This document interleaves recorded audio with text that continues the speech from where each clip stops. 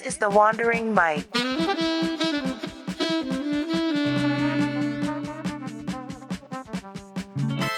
Hello, everybody, and welcome to the Wandering Mike podcast. Today is a special episode as we have Mike here, and I will be interviewing him. My name is Mariella Chalice. Hello, Mike. Hey, Mariella. How's it going? Good. How are you? I'm great. It's a nice day. It is a nice day. It's a very nice day to do a podcast. So, how about we start with you telling us a little bit about yourself and also maybe what inspired you to do this podcast? Sure. So, I'm from Germany originally, born and raised close to Munich. And I was always a very curious person Mhm. and a very traveling person because of that curiosity. So, I always wanted to see a lot of places. So, um, during my time in school, I had the chance to go to the United States for a year. So, that was my first longer time abroad. And then when I studied environmental engineering, I also got to spend 1 year in Indonesia. So I spent a year there and I got to see a bit about Southeast Asia. And then after I finished my studies, I went to Portugal to work there. So the last 3.5 to 4 years, I was living in Portugal. Mhm.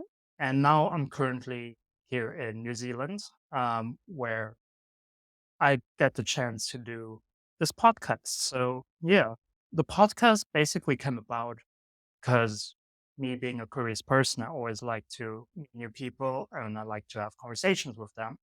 And then uh, one time, Santiago, which we had on the first episode, he Mhm. told me, why don't I do a podcast? And I told him it's actually something I wanted to do for a while. Like, it was always there in the back of my head, but I never really uh, went and did it. So I was like, yeah, why not? Yeah, let's So go.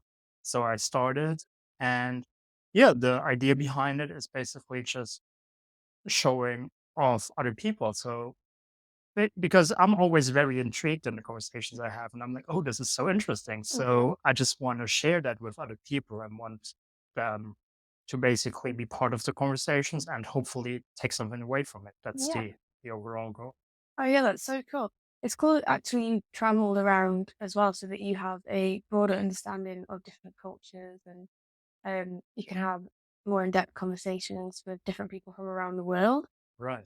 Do you feel like that's true? I think so. It's always hard for me to like see it on myself because a lot of people do say that. Matt as well on the second episode. So depending on the order that we're gonna put out these episodes, you might have heard Matt's episode or might not. He also said that he believes me to be pretty social and emotionally intelligent, Mm-hmm. and if that is true, I would definitely think that me being able to travel as often as I have and just seeing all these different cultures definitely contributed to that. Yeah, definitely. I think so too. Yeah. No better person to do a podcast then, I think. Someone who's a wandering Mike, wandering around the world, traveling. Well, thank you. Yeah, for sure. Okay, cool. So what's a dream or goal you're currently working towards and what inspired it? Now, I know that you have just done the podcast. Have you got any more dreams or goals currently? Like, what do you get up to week to week? So basically, one dream of mine is also writing. So I would love to publish a book, novel, whatever it's gonna be Mm-hmm. someday. But as with a lot of things that I do them very sporadically. So um, I don't know when it will actually come out, but that's something that I feel like will never really like leave me. Like that will always be part of my life. As the same as with the podcast, it was always there, was always like a thought. So I think writing and eventually becoming more serious in that endeavor as well. Because as of right now, the podcast takes up a lot of time. So it's always the things that and to take up a lot of time. So hopefully one day I will be a book. Mhm. Um, I always get very inspired by the places I live. Yeah. So I started writing a few stories when I was in Lisbon, Okay. like just little short stories that I have laying around on the laptop. And I actually did the same thing when I was in Thailand in this little township. I don't think it would be called a city. Like Mhm. a little township of Pai was in northern Thailand in the jungle, was Okay, in the cool. mountain regions. Um, Little hippie township there was a Oh, that sounds super cool. nice town. And I actually met a guy from Canada, from Saskatchewan. I hope I pronounced that right. Um, No idea. so he's from Canada, Mhm. and at that time he was 44 years old. I don't know how old he would be now. Then probably about 10 years older. Mhm. And he was a writer himself, and he just published his collection of short stories. So um, I have very good conversations with him, and he kind of sparked that flame that was always with me Mhm. again. And yeah, so his name was Chuck. Probably never hear this, but he definitely was a guy that, amongst a handful of people that I met in my life, that really like nourished that flame in just the creative endeavors Mhm. that I undertook. So it's crazy how some people completely change your life forever. Yeah, Like you met him and then you've never forgotten about that feeling that arises in you, that sort of like motivation to write and to express yourself. What do you feel when you're writing? for me personally, it kind of goes a little bit into meditation. Mhm. That's what it is for me because I try. Obviously, it's never going to be ideal like that, but I try to just write very objectively. So, because obviously I myself, I hold beliefs, I live a certain way, and I think things are right and things are wrong. Mhm. Um, and when I'm writing and I'm not really consciously thinking, but I'm just trying to put on paper what is basically what comes to me. Mhm. I try to not really judge it, but just write it down on paper. So in that sort of sense, it's kind of a little bit of meditation, Yeah. and then just afterwards trying to figure out, okay, so where does this lead us? Mhm. So it's kind of like discovering in the process of writing as well. So Yeah. obviously there's always a little bit of outline. I don't just go out of the blue. But that's for me kind of the process. It's just trying to figure it out while it's happening. Mhm. It's like getting into that creative flow. Yeah, Yeah. Yeah. I feel like sometimes the most beautiful act can come out of that when you don't know where it's gonna go. definitely. Yeah. I actually talked about that with Matt as well. Mhm. That was one of our talking points as well because he has a very similar approach where he just weaves and like with twigs, Mhm. and he just weaves them however he just feels like without really knowing what would come out of it Mhm. because he just believes in patterns. That's how he put it. And he says if we just trust the patterns, then eventually something good will come out of it. Yeah. And I think that pretty much puts it how I feel as well. I relate to that as well because sometimes when I paint, I have no Right. idea what I'm gonna paint, and then it will Right. eventually turn into a picture. But it's crazy because Yeah. there's no previous planning tool behind it. So it's crazy that that can be applied to like hands-on things like building things with twigs and also writing as well.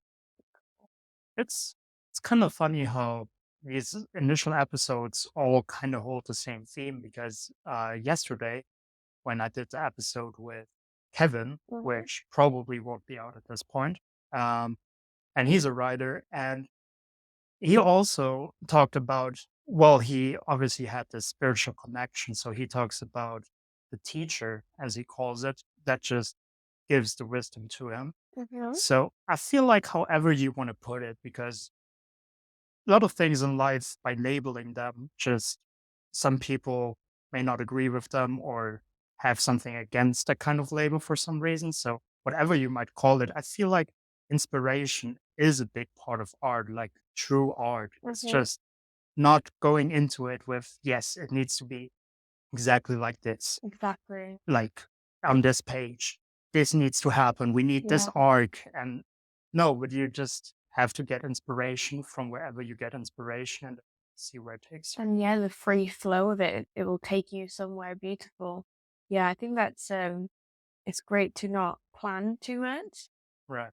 and to not be too rigid in things. Um, as well, I think it closes off a lot of opportunities when you plan things too much because Yeah, you also, if you have an expectation of what you wanted to achieve and then you don't make that, then you're just going to be disappointed as well. exactly. Yeah. That's a very good uh point as well. I think that's something that in my life also was always a big theme. Flexibility. Hmm. No, not really locking in to one thing or another.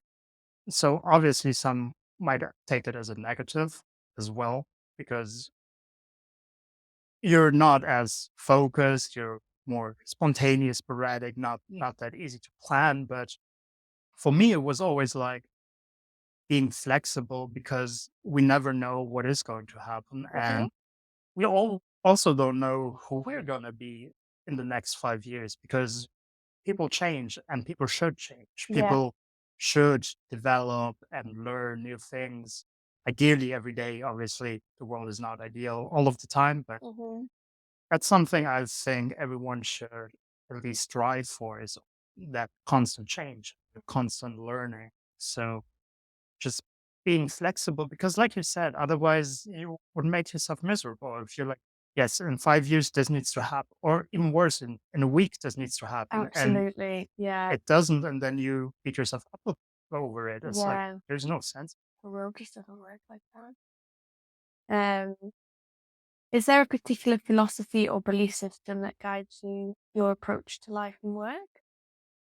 So, as the life part, I would say one of the biggest beliefs I hold, um, or let me answer this way. When I was growing up in southern Germany, it was pretty traditional for a child to be baptized. Yeah. So, my sister and I, we were both baptized as Protestants when we were young. And that was kind of all there was to it from our family side. So obviously, there's traditions that go into it. It's like you go to church on Christmas and stuff like that. But other than that, I would not say our family was very religious like that. And I was probably the most religious of them all because I kind of was always drawn to, like, that thinking of, okay, there needs to be something more Mhm. than the things we see. And already being baptized, Christianity was the fastest or easiest to access for myself. So I was, I would say, a little bit religious growing up. And when I was in the United States as well, I had a physics teacher who she was Protestant, which in the United States doesn't happen that often because they are mostly Baptist or Catholic. It's more traditional religion because the Baptist is the more modern take on it, and that's predominantly in the States what they believe in. So she was Protestant, and when she saw that on paper I was Protestant, she asked me if I wanted to join her and her son to church every Oh, Sunday. really? So I did, and I enjoyed that as well. So um, I was never really opposed to religion, but I would say when I was like 18, 19, and kind of kind of mature Mhm. because we are all still kind of children, right? We never Yeah. you just say at some point, yes, I'm grown up, but what does that really mean? Like Yeah. we're still children in Still heart. still learning and still growing. Still don't So know what we're doing. yeah, well, it's good to keep that inner child alive as well, I Yeah, think. it is. But anyway, so I would say that I basically stopped describing myself as Christian because Mhm. that's not really what I believe in. What I personally believe in is the universe. So what I Okay. believe in is that everything does happen for a reason.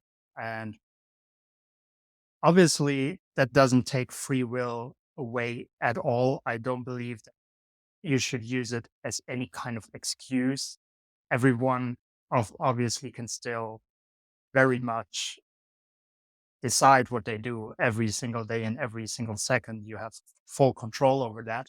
But I just see a big purpose in us being here. And I just feel like if you really listen to it, the universe can also guide you. And you see that a lot of things happen for a reason. For example, I started the podcast. Mhm. And when I did, a lot of things started happening towards that. And people and the world in general were very willing to give me all these opportunities. And then obviously I have to accept Mhm. because I could still just watch Netflix the whole day and nothing Yeah, would change. So exactly. free will still comes in, but the opportunities they do arise and you just have to take advantage of them. So that's basically a belief system that I hold that keeps me positive and Mhm. happy, believing that. And as far as work or basically my structured life as well, because I'm a sucker for like self-help books as well. Yeah. Like I love to read about other people's productivity systems, other people's uh health, workout regime, stuff like that, and just trying to get inspiration and also knowledge from what other people experience, how Mhm. they've lived their life, and always trying to take insights away from that. Yeah. So for that, I'm currently trying to make my life more organized. So that's something I learned as well in my life that I need to organize myself because I would say I'm not a very disciplined person Mhm. per se. So if I wake up in the morning and there's no plan, Oh, yeah. I tend to not really follow through the things that I deep down know I want to do. Mhm. So evening comes around and it's like, oh, you haven't meditated today. Oh, you haven't gone to the gym Yeah. today. So I strongly feel like I personally I need to discipline myself in that way that I need to structure my day. I need to Mhm. make a schedule for myself. And then once that's there, it makes it a whole lot easier. And it's not like it stresses me out in any sort of way because Mhm. these are things that I've thought, oh, this is something I want to do. This is something I want to achieve a certain goal at a certain time. So that's the planning. Um, so yeah, just trying to really keep it with a schedule and forcing yourself kind of Mhm.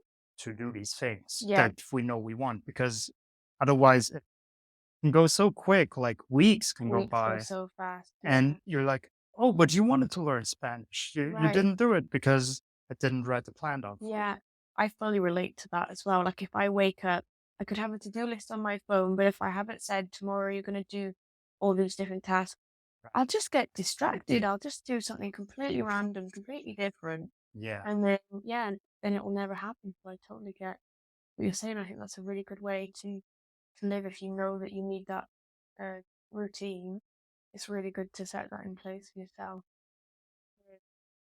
I also really like what you were saying before about how you kind of feel like you're guided as well from the universe. I feel like Right.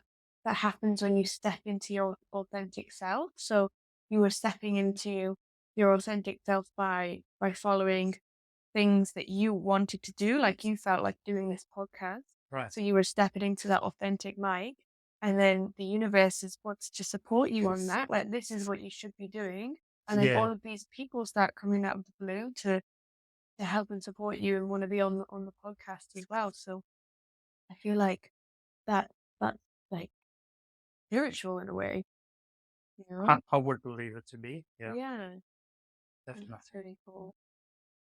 Yeah. At least if you don't want to see it from the spiritual side, which I'm pretty sure a lot of the listeners probably won't. Yeah. It's at least a good way of seeing, yeah, I'm on the right track. Like, Yeah. just seeing the world is not a horrible place. No. The world, or I'm just going to call it the universe. You can Yeah. call it whatever you want.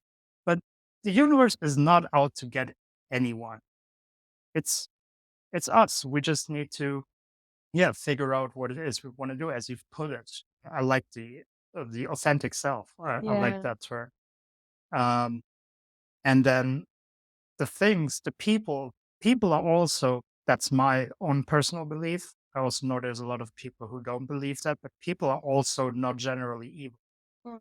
If you are open and you're honestly curious in other people and you see them as people and you Mhm. treat them as such, there are not many people that will come towards you with evilness. Of Yeah. course, there's always that few percent. I'm not saying that evil people per se don't exist, Mhm. but in general, I believe it's just about what you put out there. If you put out positivity, maybe that's a good way to put it, maybe more relatable to the general audience. It's like if you put good things out there, good things will come back to you. Yeah, yeah, I totally believe that too. I feel like if you're on that positive frequency, then things will just come back to you on that frequency. I feel Yeah, like if you're on a low vibration, if you're like, if you're a pessimist and you're negative and heavy, those things are going to come right towards you. So, definitely. yeah. That's something I learned in Portugal as well, because obviously, as for everyone, it is a learning process. I wasn't always fully positive like I truly am right now. Mhm. There were times where I was unsure of who myself is, and that unsureness also portrayed out. And Mhm. that's why I treated people unconsciously, of course, like in probably not a very positive way sometimes. It's Mhm. just, like you said, it's these vibrations. Like people feel that, and then Yeah. it starts coming back. And if you in your head are not fully figured out, so that's something I would say as well. Like you always have to start with yourself, Yeah. always have to start and see that you are really happy with yourself. And because if you're not, you can always find bad things on the Yeah. outside. Yeah. So it's kind of something I learned. If you focus, if you go out and the sun is shining, you can still find things that annoy you. Right. Sure. But why would you concentrate on them, right? Yeah. So on the other hand, even if it's raining and you concentrate on the good things, there are Mhm. also always good things. They're always So there. I truly believe in that if you focus on the things that are positive for you, because that's also something different to every single person. But if you just focus on these positive things, you can definitely find them anywhere. Yeah, that's so true. Beauty is everywhere. Everywhere. Yeah. Even if you're eating like eating a taco and it's falling apart, doesn't mean that it's not beautiful, you know? It's Exactly. messy, but it's still good. You don't have to pick the fault all the time. Always look at the positives. I really like how you said that. Yeah. Yeah, to me, complaining is just, obviously sometimes we are right to complain. Sometimes we need to Sometimes vent. sometimes things happen and there really doesn't seem a logical reason for it. And it's like, yeah, why did this happen? And you can ponder about that. But in general, like we said, these negative people, you can always find things to complain, and especially things you have no control over. Hmm. It's just, to me, that's just a waste of time That is a waste of and time. energy. Yeah, I agree. Because, like we've said, with the flexibility, cannot decide what is going to happen on a Yeah, grand scale. So exactly. acceptance there is a big one as well. Just let it happen how it happens, Yeah, and we can always choose how we react. that is so true. Exactly. I think if you just accept how things are in the present moment and be at peace with that, then I think that's the best way to live. I think it's so much better to be living in peace than to be striving for happiness.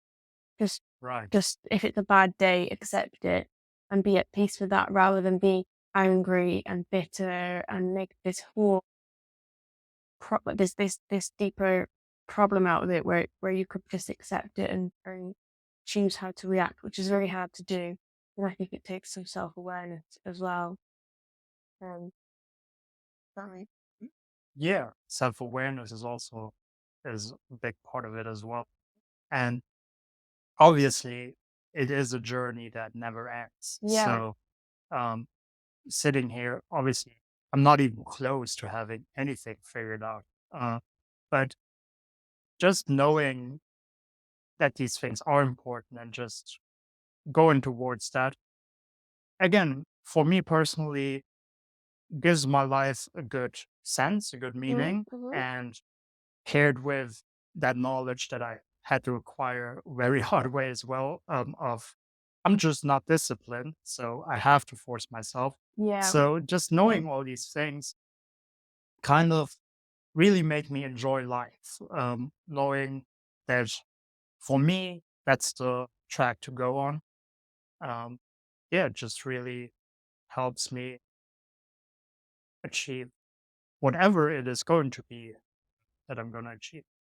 Yeah. For you're quite a self aware person, I think. I would hope so. Yeah, I think so. Yeah, it sounds that way. Yeah. Need to be sort of aware of your impact on the world and how just your thoughts can change your whole day. Yeah, I think it's a great way to be.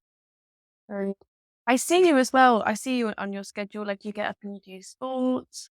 What's your daily routine and what does that look like?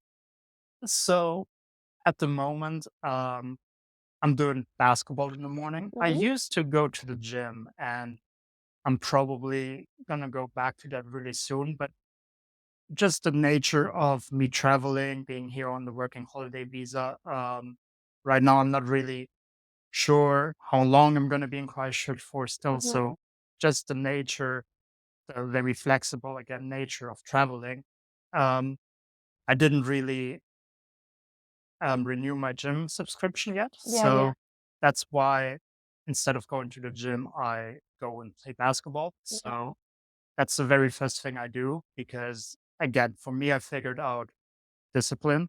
Hmm. If I don't do it in the morning, I probably won't do it during the day. Hmm. And additionally, I also feel like it immediately gives me the energy. I Yeah. immediately go outside, get some sunlight, get some fresh air, Yeah, that's so important. and get going. So I'll spend about an hour just shooting some hoops for Yeah. myself and doing some push-ups as well too, because I love to go to the gym. Hmm. I kind of do miss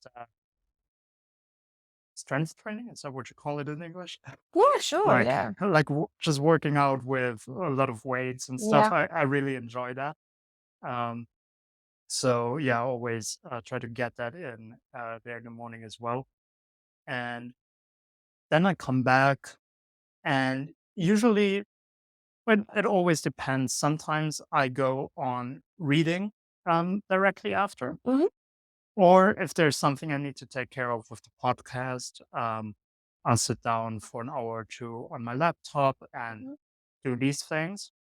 Um, then around noon, I'll cook. So every day, I also cook. For me, that's also a good part of having that time for yourself. Hmm. So I don't really like to prep my meals. I really, yeah, want want to spend that half an hour in Cooking. the kitchen, Yeah. cooking, getting the food ready, and then enjoying the food. What do you typically like to eat? I love pasta.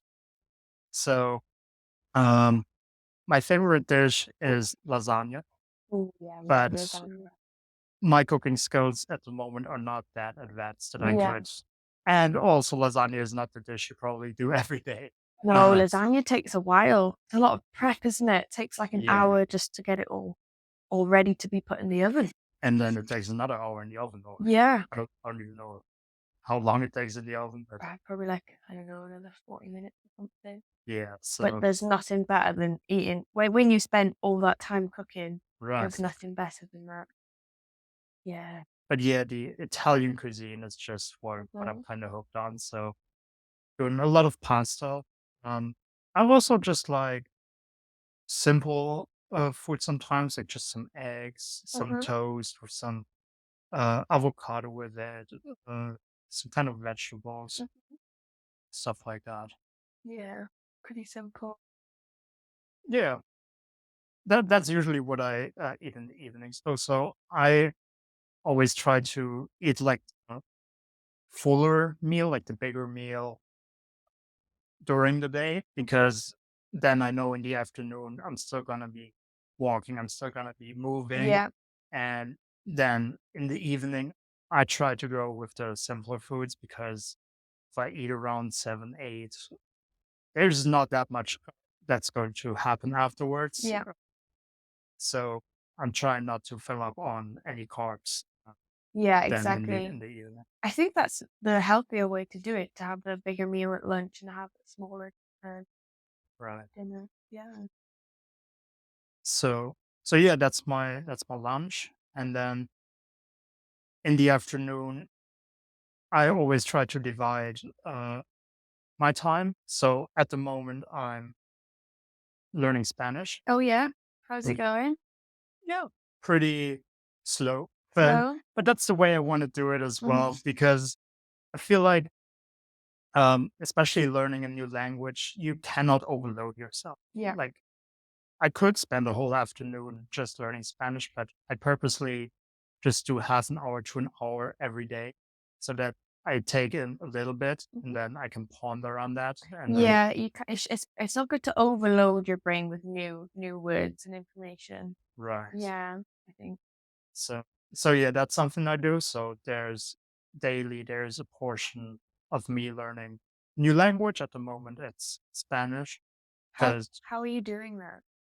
I actually have a course online that it's on a platform called Udemy. Oh, yeah? The platform's actually pretty old already, but it's still pretty up to date. Like it's still going. Mhm. And I just realized when I wanted to learn Spanish that 3 or 4 years ago, there was a Spanish course there that was for free at that Oh, point. So I saw that, oh, I still have it in my library. So yeah, I started with that. And actually, I'm quickly gonna get on my phone sheet here. There's a book that Dave, which will also appear on one of the episodes. We yeah. haven't recorded it yet, but he's a super nice guy from Australia, and he sent me a book that he used to learn French Okay. because he spent quite some time in France. And this book, I'm also reading. So it's like one day I'll be reading a few passages of the book, and then the other day I'll go back to my course. Mhm. And the book is called Fluent Forever by Gabriel Weiner. Okay. And it's actually a pretty good take on learning languages as well. So it goes into what are the about 1,000 words that are mostly used in everyday communication. Oh, yeah, that's good. Because, like, we know especially English, German as well, has a lot of words, Mm, like a lot of specific words as well. mm, But then again, we barely use them in our daily conversation. So mhm. that's what this book focuses on, and it has it for a lot of languages, Spanish being one of them, That's French great. being one of them. Um, yeah, if you want to know more, you can check the book Fluent Forever by yourself. I don't know what other languages there are. Mhm. Um, But yeah, for Spanish, it does the same thing. So it basically gives you these words and it also gives you a methodology. Yeah, Is yeah. that the word? Methodology, yeah. So Yeah. like all the words and the meaning. Yeah. Yeah. So it basically tells you on how to best learn them. Uh, So it goes into a very particular system it has with index cards mhm. that you shouldn't do basically just the translation. So you shouldn't learn like bicycle and whatever that means in Spanish, Mhm. but you put a picture of a bicycle on one side and then you see the picture and you're going to think of the Spanish word. Oh yeah, so like flashcards. Yeah. Yeah. Yeah, like that. So there's a little bit more of tricks that you can use there as well. So especially with languages like French and Spanish that have like masculine and feminine words, Mhm. which English thankfully doesn't. Yeah, oh my god, thank God. Definitely.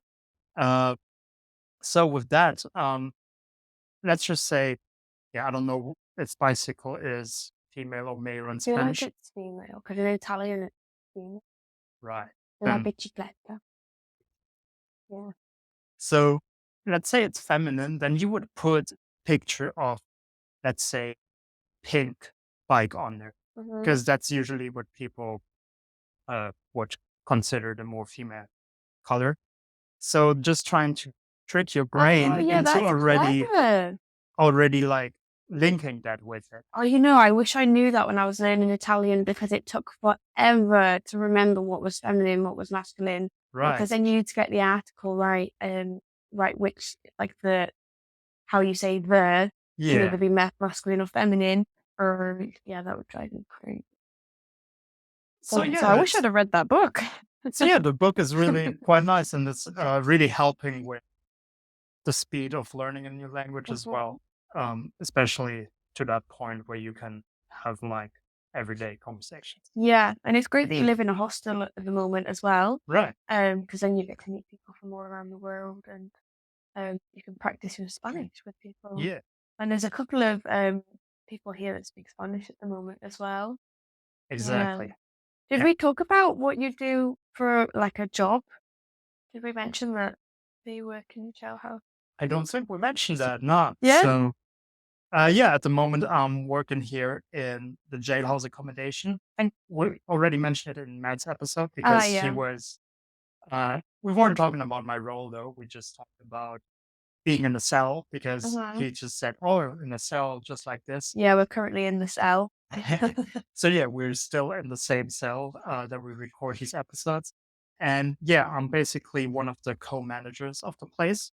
You being one of the other Also a managers. co-manager. So yeah, that is actually a great place to do the podcast as well because we meet so many people and Kevin, which we did the episode with yesterday, uh, I just met him because he came up to me at reception and we started Mm. talking. And so yeah, I really love being able to work in a hostel because I was always really, yeah, excited about being in a hostel. And then also, if we talk about dreams, that's also something that is there in the back of my head. But as I said, there's a lot of stuff happening in my head. Yeah.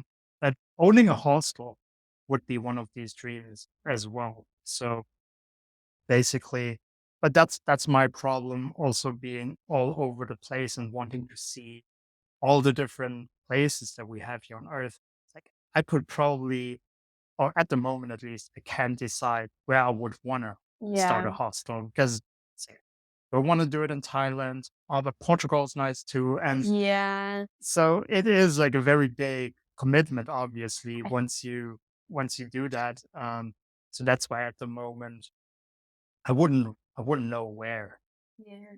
but that's something I would see myself as well, like just running a hostel, no, just running into people from all over the world. And Yeah. it's a nice thing. It's a beautiful thing. I love it. I love the hostel life. Yeah. Just Yeah, meeting people all the time everywhere. It's great. I feel like it does a lot for your self development as well. Just thanks. just being in an environment where everything is a little more challenging. For example, like um where I'm from in Wales, everybody it's just from the same town. Right. So you're using all your slang words, you're just talking about things that and subjects that everybody understands and relates to. But when you put yourself in an environment where everybody is from a different country, I really feel like you have to sort of you work a little harder to make yourself be understood and to also understand others and to Right. learn about their life and cultures. And you just, I really think it just really helps you grow and expand because you just get so many more like ideas and inspirations and you see how many different people live in so many different ways. And I think if you don't leave your hometown, you don't experience it. And living in a hostel is such a great way to do that. And like you've done that from you haven't, I guess, like traveling, you've done that since a young age, so it's great. Yeah. Yeah, expand. For me, it was also a lot of different perspectives. So everything you mentioned, plus the perspectives, because it's again so easy for us. I mean, it's the easiest way to go through life, like on first sight. It's like, yeah, it's so easy if you know everything, right?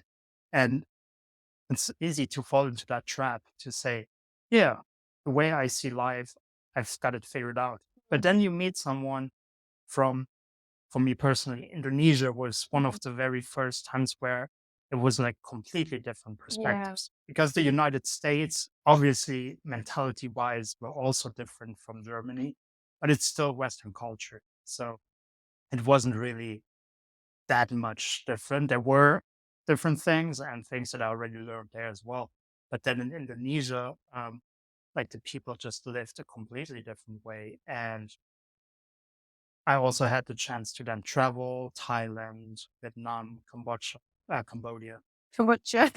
That's the German, the German name of it. Is it really? Cambodia, yeah, Wow. but Cambodia, um, and all these places. And that was the first time where, for me, I saw, oh wow, because at first sight you would be like, or the German in me kind of thought like, wow, how can they live like that? Because obviously the standard of living is way below what we used to in Europe. Yeah, And yeah, uh, but then pretty quickly I realized these people are also so much happier yeah, than people in Europe because they don't have like what I call like first world problems. They don't have the time uh, and basically the boredom to like think of all the things that they didn't do, that they didn't achieve in their life, yeah, or I don't know, why does my neighbor have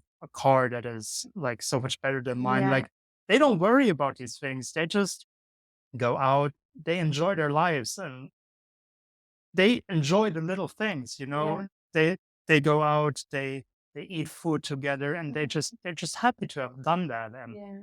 that was one of the things where afterwards when I came back to Germany, to finish my studies and then also working in Portugal, I was always very, very grateful with any apartment flat that I had because I always experienced people like, oh, my bed is too hard or too Right, soft or right. whatever. Yeah, those people. or, or like, oh, it's my room is only 20 square meters and stuff. Mm, And I'm like, I'm just happy I have something to fall on yeah, and fall exactly. asleep. You know, I Yeah, was never really, I mean, it's hard to say it now because I just know how it is now, but I feel like never really was worrying about these things anyway, but especially coming back after Southeast Asia. mhm. Um, I definitely didn't pay any attention to these things. I didn't care. Oh, there's no TV in the room. So what? Yeah, it's crazy that you say that because a lot of people say that they actually feel better. So I'm talking about people that have grown up in well-kept environments, they've had a nice, stable life, they've had Right. their own bedrooms, they've had food on the table every day, they've had that support and, hot water and peace and quiet and everything to make you feel relaxed. And then they go out and they travel and they're stripped bare of all these things, they're out in the wild, Yeah. that they're sharing like a room with 10 other people that smell and snore and like, you have to wear your sandals in the shower and sometimes the Right. showers don't work and you have all these problems that you get when you travel. And I've heard them say when they get back that they're actually happier. They get back to their homes and they're like, "Oh, this just means nothing. Like it's actually like I don't need it." Like I've heard them say they don't need it. So Yeah. it's crazy how if you just take all these things away from us, you're left with well, what's important in life. And I feel like you can just enjoy the simple things then. Yeah. It's really interesting actually. I mean, as with everyone, we all have our egos, and Yeah. it's probably, I'm not completely sure of that myself yet, but in some sort of way, it's probably also healthy to indulge ego sometimes. So for me, again, never, I was never really materialistic, but clothing for a long time was one of these things where I was like, even though I obviously knew better, obviously I know where they produce the Mm. clothes that we wear and like what are what the conditions are that they produce these in. But still I always like to wear the designer clothes, the more expensive clothes, just to make myself feel better in Yeah. wearing them. So that was one of the things where I personally like still indulged in my ego, and I feel like that's okay if people have that, and if for some people it is the bad, if they really like, because I heard a lot of people also talk about their problems with sleep, which Right. I was always very blessed with not having any trouble in that kind of sense. Yeah. Because I can fall asleep anywhere. I can Yeah. fall asleep with the With the lights lights. on. I know. I've Exactly. seen you sleeping with the lights on. When I want to sleep, I can sleep. So that's always something. And in my personal experience, that's something a lot of people struggle with. Like a lot of my friends Yeah. really have those issues. And I can see how then you would want to invest in a more comfortable bed, Mm. something that just, like I said, puts your mind at ease, because that's something for me. Obviously, it wasn't a necessity, like I need good clothes, but it's just, it made me feel better. Made you feel good. So Yeah. I can see that it's for some people that is the bed, the comfort that they want to Yeah. have in their home, then that that's good reason, in my opinion, to have these things. It's probably always about the why. Yeah. Is it because I just want to have a huge mansion so everyone can stare at the mansion? Or Mm. is it I really need the comfort for myself Mm. because otherwise I wouldn't feel as comfortable sleeping? And these questions we can only answer for ourselves. Yeah. Everyone. I never thought about that actually. I never thought how somebody wanting a comfier bed could be a problem with the ego. Yeah. How do you think that is? So, Well, feel like, again, I don't have these personal experiences, yeah. but just being told, like, people just feel uncomfortable with a lot of things. So I feel like they, but then again, I also cannot look into their heads, but I feel like True. they stress themselves out about like numerous things. It can be anything. And once that thought gets into your head that I cannot sleep because of the bed, Oh yeah. that then it becomes a personal mission. And you're like, I'm right. There's no way I'm wrong about that. Yeah, I don't like it. It's different. It's weird. I want what's comfortable to me, what I know, what I've always had. exactly. So Yeah. it might not. I, I don't think it's a problem of the bed, but it's just a thing of, yeah, this is not right for me. And then the ego comes in again. It's like, yeah, I cannot sleep on this kind of Yeah, I see bed. that now. Yeah, that makes sense. I worked in a five-star hotel once and I remember like a lady coming to the reception and she was saying, the bed's just not comfortable. I need a different mattress. We need to swap the mattress. Right. I couldn't believe it. I couldn't believe it because I literally live in a hostel. And Yeah. I'm like, I sleep like a baby in the hostel bed. So there's no way that this five-star mattress is not comfortable for you. Like, I cannot believe it. That yeah, maybe it just wasn't to what she had at home. Yeah. Like, and so it wasn't good enough for her, so she wasn't comfortable, and the ego probably came in and told her that she was right and that she had to come and tell reception to get her a new mattress, and yeah, I think it makes sense now how it could be an ego issue rather than just basic needs. Because I don't think it comes down to your basic needs. No, definitely not. But as I said, we like no person is perfect. So we all No, have these different triggers we and do. things that cause anxiety. Yeah, like, I couldn't get in the shower here without, flip-flops. Never.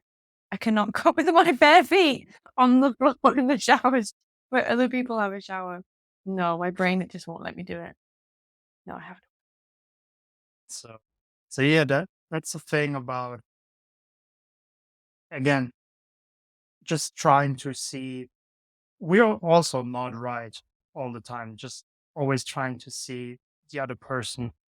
Maybe I'm giving them too much credit, but Yeah, but that's just what I feel like. You never know like what is important to another person. Like right. It's true, yeah. You don't know. there's always different People things that different way more traumas. yeah.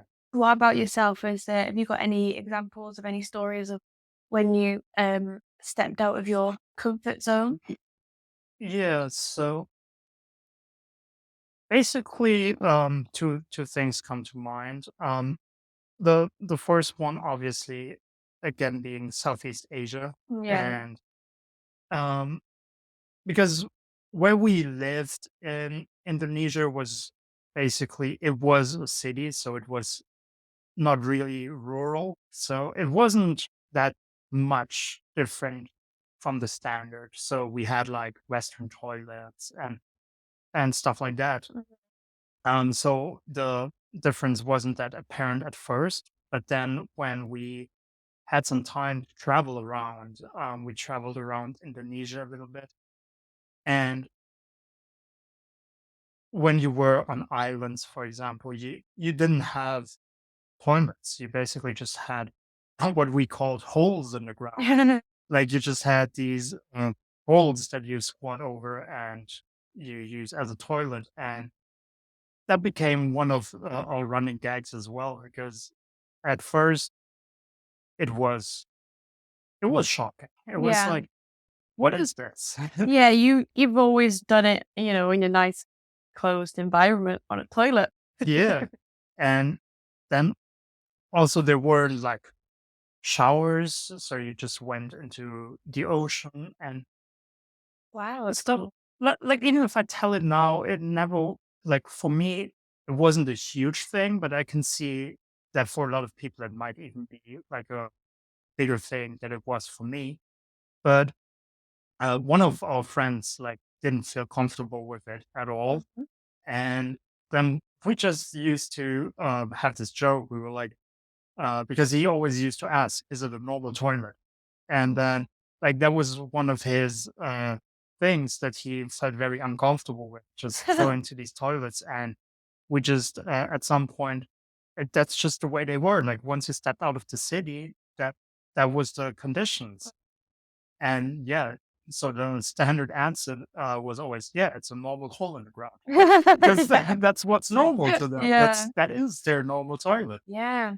So so yeah, just that standard of living, and also um, I would say a lot of the hygiene um, or hygienic things we think about in Europe, you just can't think about those things while you're in Southeast Asia. Mhm. Like you have these street food places where they probably wouldn't be opened if they were in Oh, Europe yeah. because the health department or whatever would shut them down. Yeah. But the food is still amazing, and it's like for a lot of people, these are the things that they pay attention to the most. They're like, oh, but it's not as hygienic, it's not Mhm. as this and that.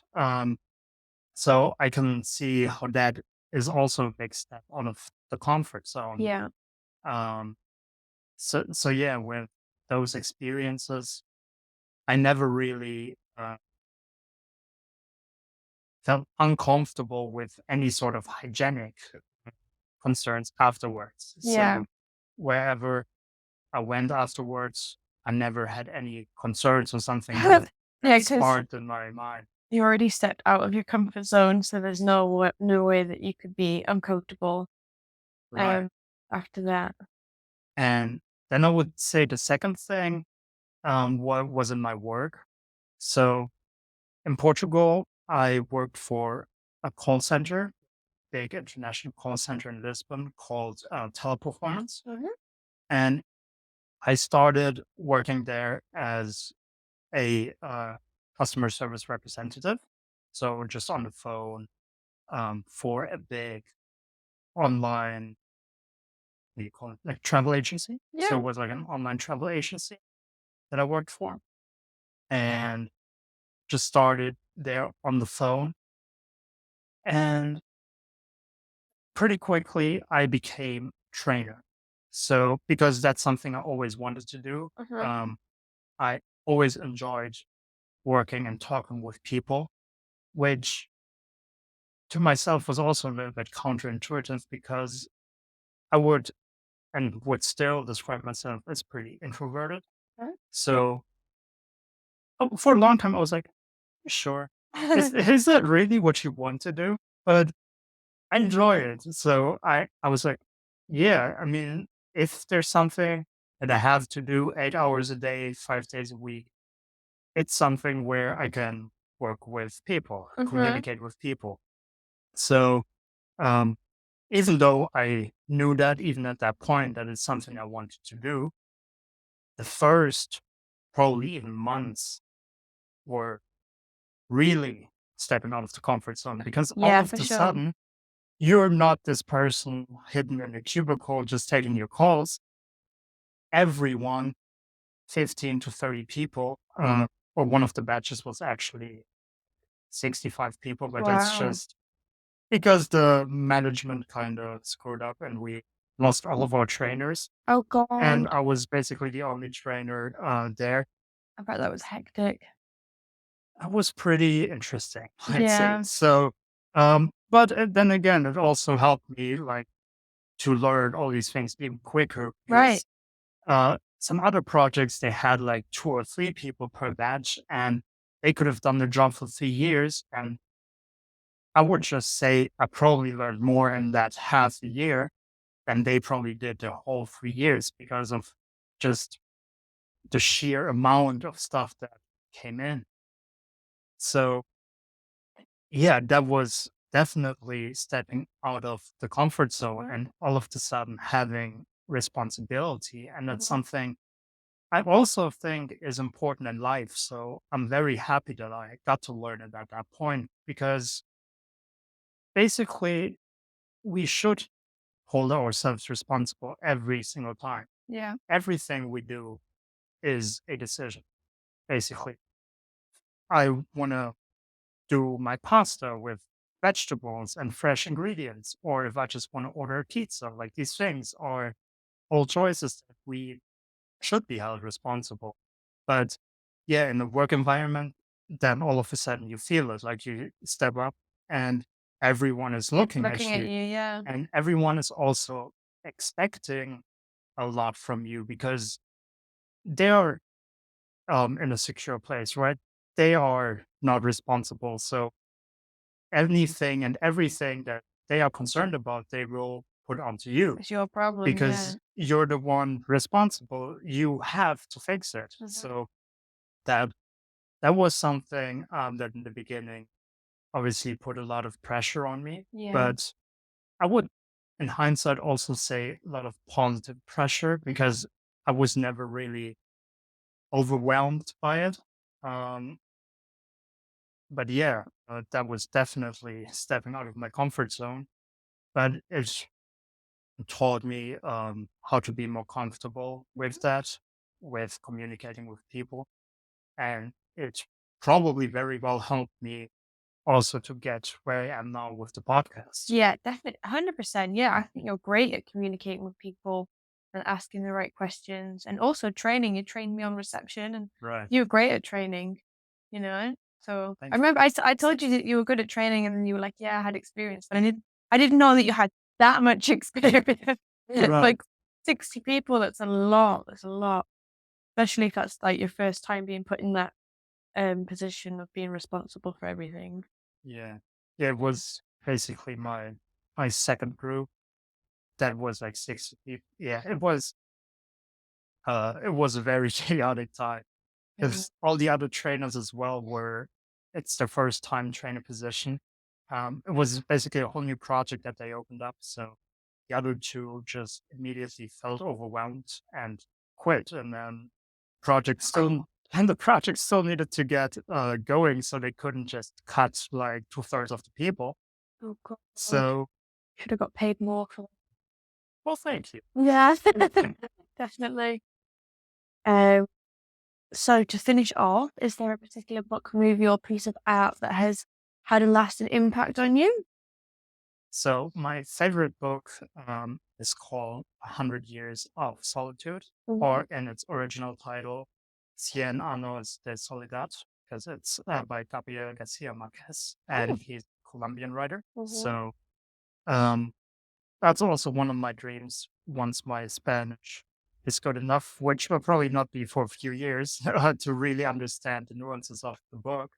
But I loved it in English, so I really want to read it in Spanish one day Yeah. to get the original feeling that the author wanted to portray.